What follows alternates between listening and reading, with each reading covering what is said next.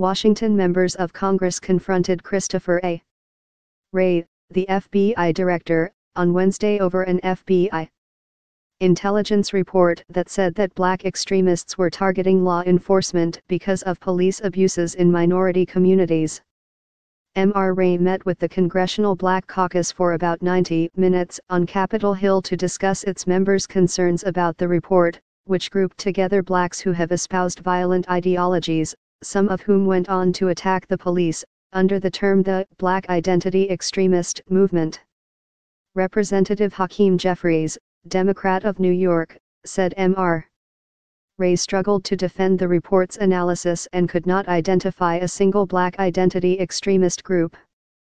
He was asked to publicly clarify that there is no scintilla of evidence, as far as we can tell, to provide an example of the black identity extremist movement or any groups that fall in that category. Mr. Jeffries said that clarification should be made publicly, it seems to many of us, and not privately behind closed doors. Mr. Jeffries said that Mr. Wray would consider the request. In the report, the FBI's Domestic Terrorism Analysis Unit said that violence directed at law enforcement increased after a grand jury did not indict a white police officer who fatally shot in 2014 Michael Brown, an 18-year-old black man, in Ferguson, MO. Citing 6 attacks, the report said that those responsible committed assault over perceived racism and injustice, and that some in the movement wanted to establish a sovereign, autonomous black homeland in the United States. Elected leaders, legal experts, and civil rights activists said that labeling a so-called movement as black identity extremists was ambiguous and meant to chill free speech.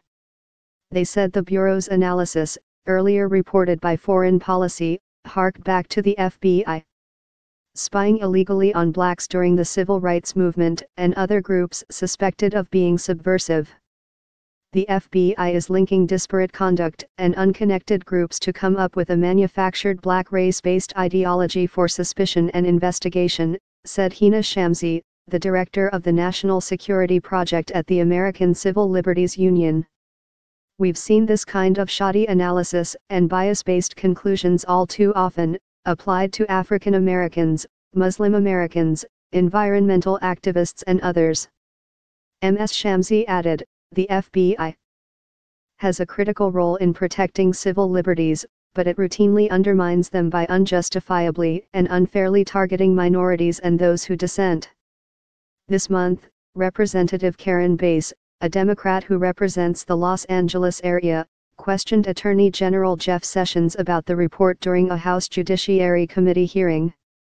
You should know that a lot of activists around the country are very concerned that we are getting ready to repeat a very sad chapter of our history, she told Mr.